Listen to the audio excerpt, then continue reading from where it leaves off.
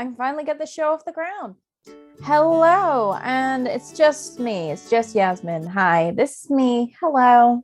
For those of you who haven't visited this channel before, hello, my name is Yasmin. I am one of the co-hosts for the Blue Minds Think Alike podcast. There are tons of episodes on this channel. You should check it out. You really should. And I would usually be there with my co-host Lou, and we would usually have our editor Wade complaining at us because we've literally he just watches it just going, what the hell are we doing? But I'm here to basically introduce you to this new little bonus content kind of show on this channel, which is Blue Mind Reviews. We basically want to talk about the things we love, and we all love different things, so we can hear different perspectives and hear other opinions and be open to them, because that's what we're supposed to be. If that came out as a dig, I'm so sorry. I'm just gonna stop now. This is where either myself, Lou, or if he wants to come out of his edit bay or blanket fort, then Wade will also be a part of it if he wants to be. And we basically review our favorite TV shows, movies, video games, maybe even books. I don't know. We haven't figured it out yet. So that's what the show is, kinda. We'll figure it out eventually. And also, one thing I am going to mention, these episodes, these like full-on shows, they are going to have the spoiler stamp, as in it's going to be spoiler central. So have that spoiler stamp right there, because if you haven't watched what is in the title, then A, what are you doing? And B, what are you doing? Anyway, let's get to today's review, which I am putting off Shang-Chi because I am planning to go and see it again, because 3 times a charm, and also I will have every little recollective thought in my mind. Just because I want every recollective thought in my mind. So I am going to start with a long overdue review, or kind of like long overdue, confessing my love for Legends of Tomorrow Season 6. There's the poster to prove it. It's so beautiful! So, I'm gonna get into this just because I am literally gonna do nothing but like gush about this season, just because like I love the show overall. I think it's brilliant. I think that there's so much that they've done and that they do not have any limitations. They really just go, too big for this show? Really? Nah, get that in there. So, it is an absolutely fabulous season, and it's an alien season. So it was all about outer space and alien invasion, which is always fun. Except it got a little bit dramatic. Let me break it down for you. I am so stupid. I am so lame. Like, anyone thinks that this person's gonna be cool or whatever, you came to the wrong place. Okay, so first thing I'm gonna say, overall season, fabulous. I loved it. You always have your moments where they don't shine out more than others, but there's always ones you will remember forever. And honestly, I think it's just been a brilliant season overall. There's been something for all of the characters, and they've been able to pack so much into the season and make it something you can keep up with. It's brilliant the way that they've done it, and I'm very happy to say that I am very happy with how it came out, and glad that I was able to watch along this time. Thank you, VPN, and thank you, Lou, for lending me that VPN. Oh, he's my fellow Bluey, because we're best friends with blue hair. But if that gets made into a theme song, I will be fucking stoked. But it's not, because we're just us. Anyway, so the first thing we're going to get into is basically the whole concept of it at the start was getting Sarah back home, because at the end of season 5, Sarah got abducted by aliens, and we were just like, okay, you're just gonna leave us like that? We wait. And we wait. Thanks, pandemic. For the season 6 premiere, and we finally get the answers. Because she gets abducted by Gary. Gary. We get the big reveal that Gary is an alien. It does explain something. And it does make sense, even though it's not really been alluded to. Or if they have, I've not noticed it because I'm that stupid. But I love the fact that Gary gets a bit more spotlight in the season, especially being an alien and just being genuinely helpful to getting Sarah back home. And Sarah just being the badass she is and just like having to go through a lot in her environment, get out of that environment, and then get on home, especially as she doesn't go home in her body. She goes home as a clone and merged with an alien, so she is bulletproof. This woman has been through so much. Good God. But I enjoyed just Sarah and Gary being together, just because, like, obviously Gary wants to learn from people and he loves company and he just wants everybody to be okay because they're all his best friends. So just having a bit more spotlight on Gary, I really liked that and I really enjoyed it. And I think he gets along with everybody because he has his moments of just like, oh, Gary, why the frick did you do that? But he has his moments of actually just being able to shine and it being for the right reasons, where it's just like, oh, Gary, that was actually really sweet. Oh. Also the fact that Ava, this is now where I'm just going over to Ava, especially finding out that your woman was going to propose to you and now she's been kidnapped by aliens. So Ava's definitely been hit with a lot right at the beginning and is just overwhelmed in trying to get her back and thinking at one point that she was dead. Damn it. I mean, technically she did die, but she got cloned.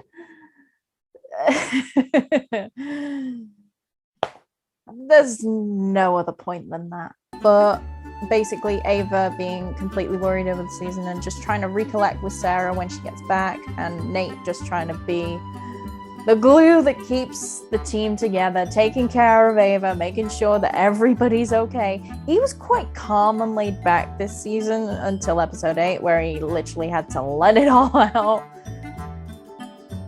And yeah, I think he's had a lot go on and he's just like, yeah, I'm trying to keep myself together, but you guys are just tearing yourselves apart and I'm just here keeping everything in because who cares about my problems?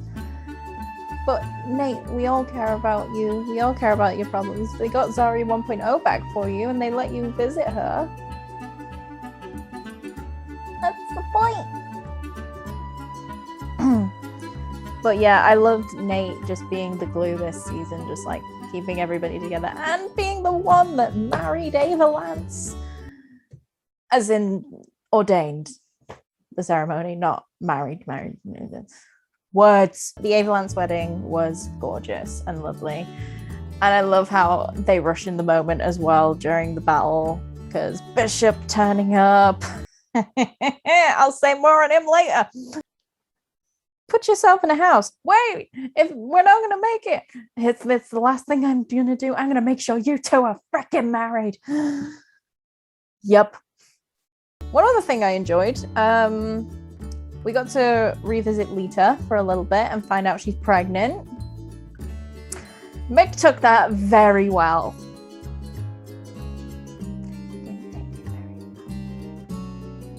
And then on top of that, other than Lita being pregnant, Mick gets pregnant.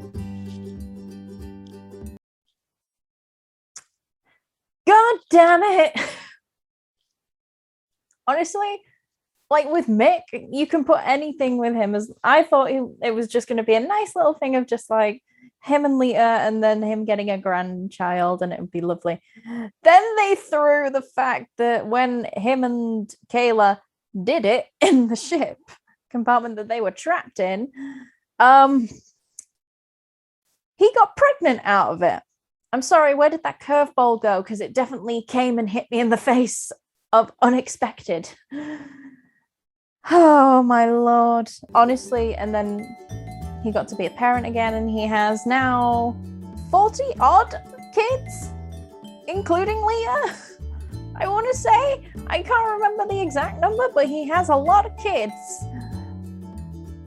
And he has Leah, and he has a grandbaby on the way. This is going swimmingly. Oh my god, I have to get into this next one just because one of my favorite characters, and everybody knows this, one of my favorite characters is John Constantine. I absolutely love the character. I absolutely obsess over the character just because of like how amazing that character is, that you can just have someone who is completely destroyed by so many things, yet have their moments where they're just like, yes, I'm gonna help you, but I might screw you over later or whatever. And it's basically the anti-hero way of going about magic. But putting him with Zari, I think that Zari and Constantine definitely grew on people, because at first you just think, okay, they're just getting together because it's like, I hate you, I love you. But in the end, they did develop a relationship. It started as a thing, or a fling, or a hookup, or whatever. And then they realized that they are actually compatible. And when you think about it, yeah, they don't think that there's a lot of the world, especially as like they've seen the worst of it, and like with Zari and what she goes through, and with John and what he goes through, totally different, but kind of like leads to the kind of same outlook, I want to say. And them as a couple, like, it was very cute. I really enjoyed seeing them both on screen together, and like having that moment where John can be happy, because it is possible, but as Matt Ryan says, it's not possible for a long time, just because John can be happy, but there's always something that happens, even if he's willing to throw the dice, which I admire that they put in there, that they're willing to throw the dice. And that's what it's about. You're willing to take a chance? Go for it. But I do want to elaborate on Constantine's story as well, because holy shit, they let him go out with a bang. Because obviously Constantine has now left the show. Matt Ryan has not. But John Constantine is no longer on Legends.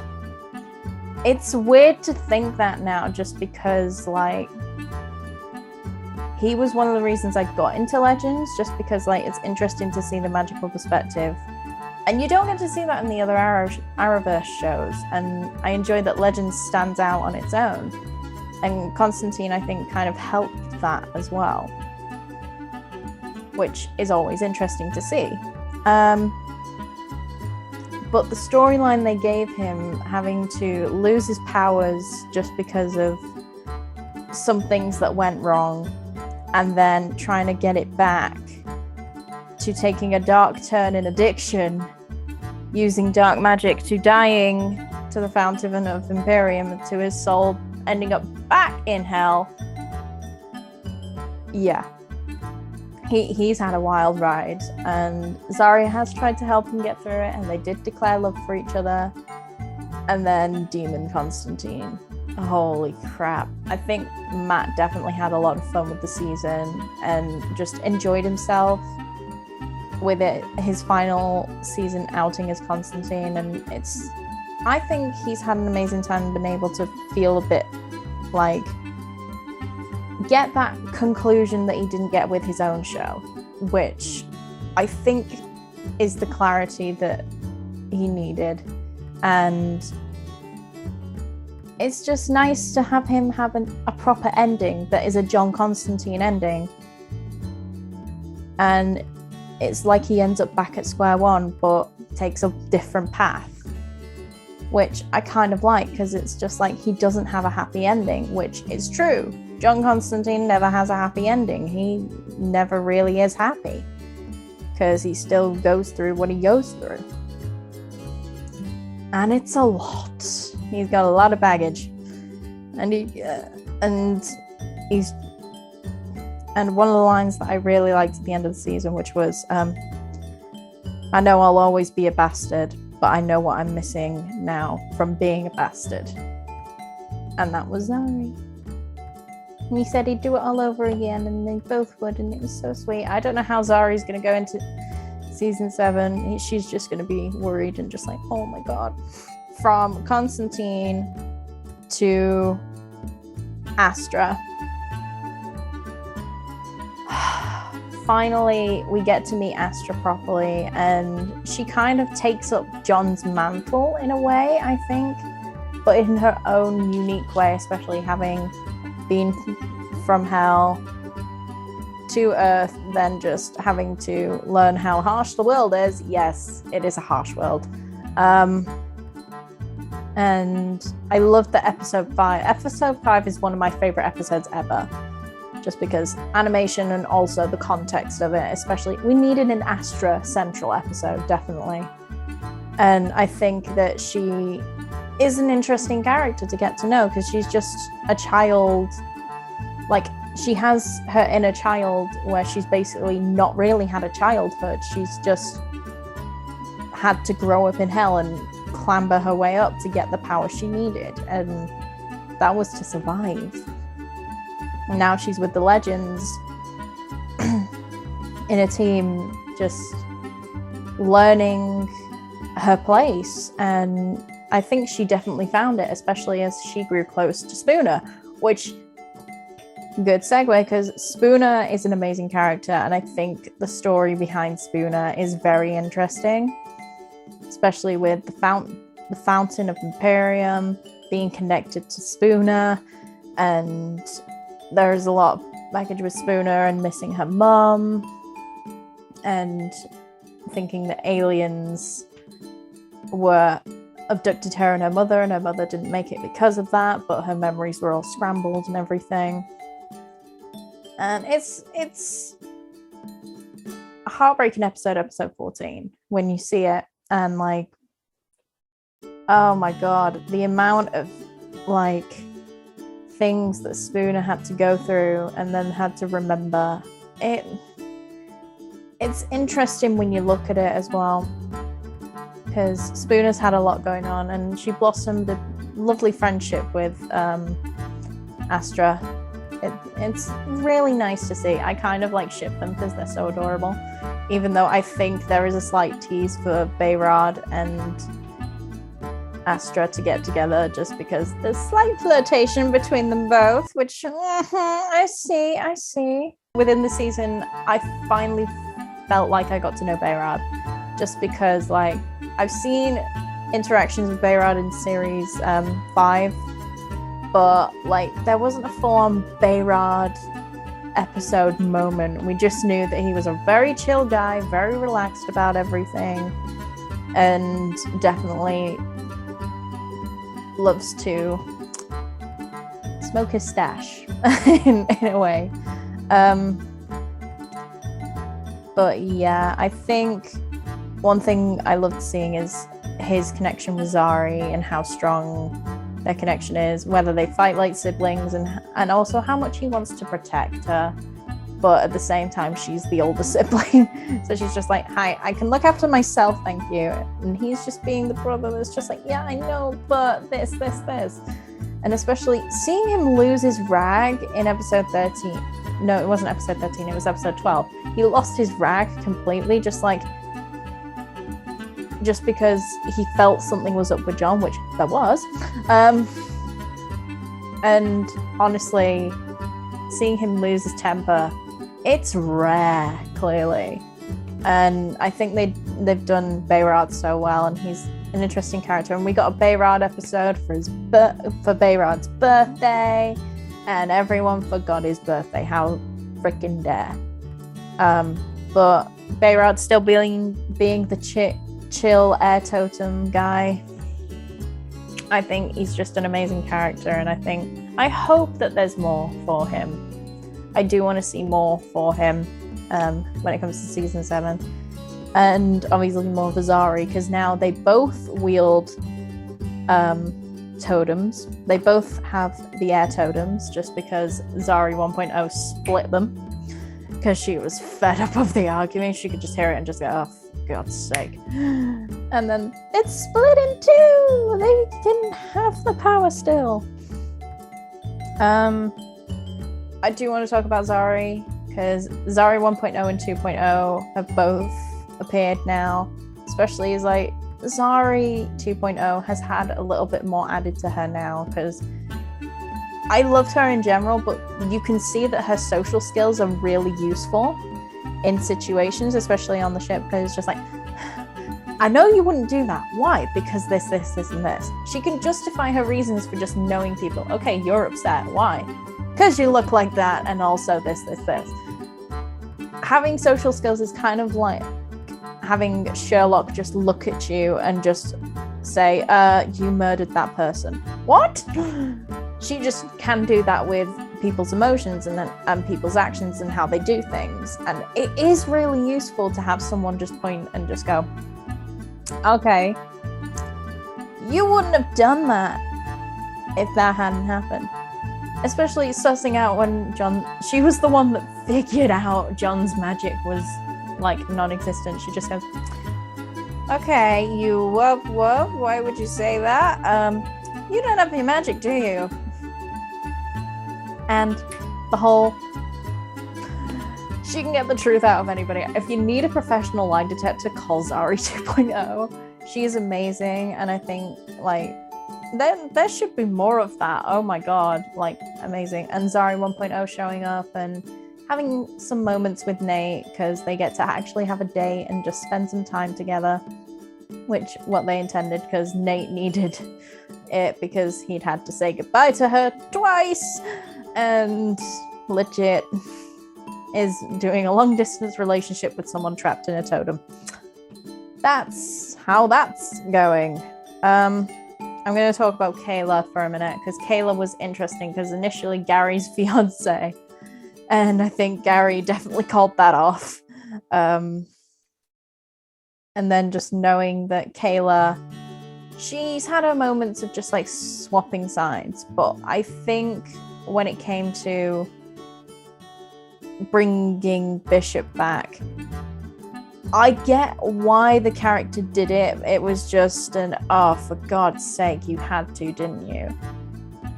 If someone saves your life, you feel indebted to them, and Kayla definitely felt that when Bishop saved her, and then they got to the Wave Rider, and instantly Kayla just goes, you left me, he saved me, I have to do this.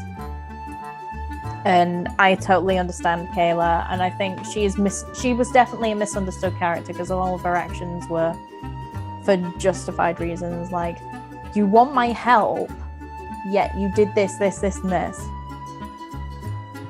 And then finally getting to Mick and just going like, okay, so he's holding my kids hostage?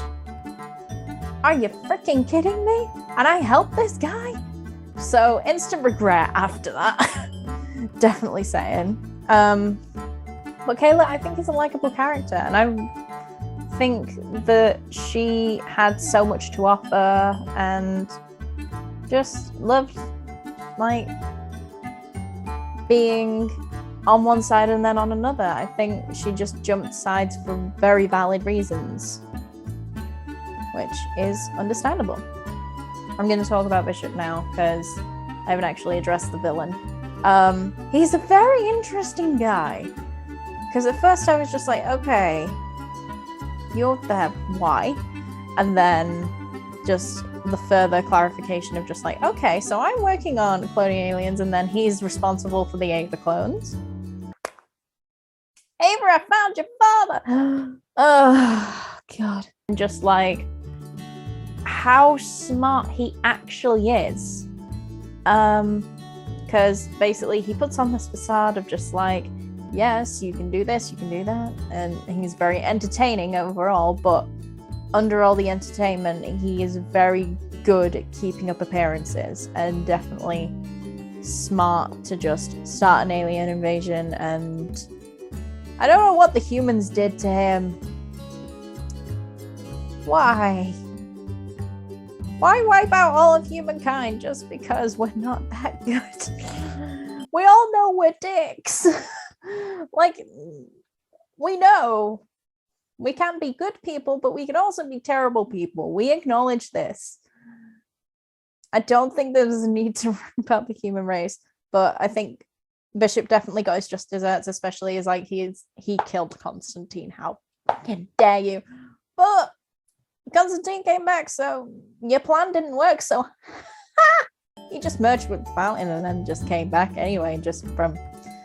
By the way, there's my soul. Please get me out this fountain. It doesn't like me. I also loved the talk at the Fountain of Imperium, because definitely alluding to it and then finding out Spooner's connected to it. I made the prediction during the beginning of the series that Spooner kind of had alien magic.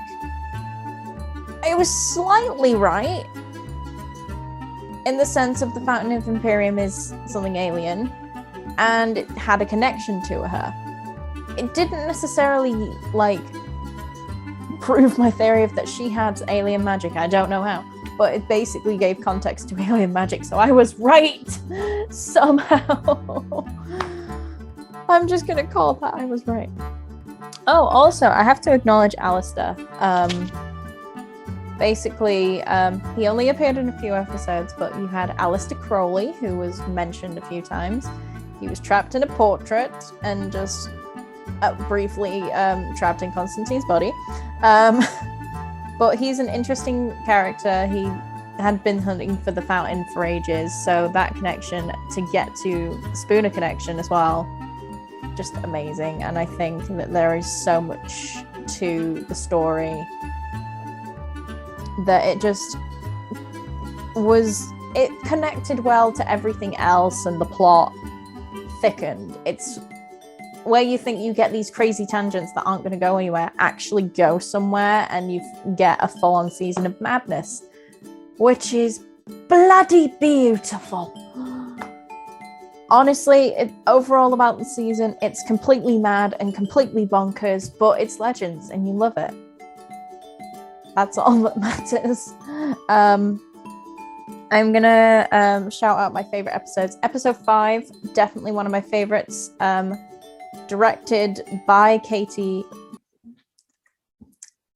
I can't even speak. Directed by Katie Lotz, and honestly, animated episode, and also Astra Central. Everything was just shot beautifully. Then we got episode 7, because going back to the finale was just amazing. And just being able to just see what was actually going on during the finale, because we didn't really get to see that huge party. We just got to see brief moments, and going back to it, just seeing them all having fun, them all seeing each other, and just going, okay, how do we get Sarah back? And then just Sarah comes back on her own, just like, okay, really? Yeah. Also, episode 12 is one of my favorites, just because I love the Clue-inspired episode. It's just so good. It's just like, okay, so that magic was so powerful that it blew Gideon's circuits, and we need to get home. How do we pass the time? We play a game of Clue in a dream world. Okay, yep, that's fine. And it went horribly wrong. Well done, John. And then the outbreak of that, episode 13 was really good, and just I loved that we got Bishop back, and there was context to what he was doing, and then also everything going on with John and that connection brewing. I think just overall a great season. Also, shout out to episode 8, just because Westerns are fun. I seriously can't wait for series 7 to come out. I just said series, and they use season. Series is a season. I don't do anything. My brain is just mush at this point, because I've said a lot of words, and I'm now at the end. I crash and I burn and whoop. But overall, I can't wait for season 7. I think it's going to be interesting. I've seen the little promo trailer and I'm just like, okay, so more madness. Fabulous. Yeah. And thank you all so much for watching. I hope you enjoyed it. I hope you want to see more of these. And if you want to click that subscribe button, that would be lovely. And ring that bell for any notifications of when another one of these videos or our actual podcast videos comes out. We are planning some new content on this channel, so please stick around for that and please stay with us. We will have new episodes of our regular podcast, hopefully more episodes of this little review show. For whoever wants to review next. I do have a review coming up for Shang-Chi when I watch the film again and have all my thoughts here, basically. And hopefully Lou and Wade take up some of the mantles as well, just to see what happens, what's going on and all that. Yeah, and they're also planning on playing Dark Alliance at some point, so that should be fun. Anyway, love you, media. So, bye.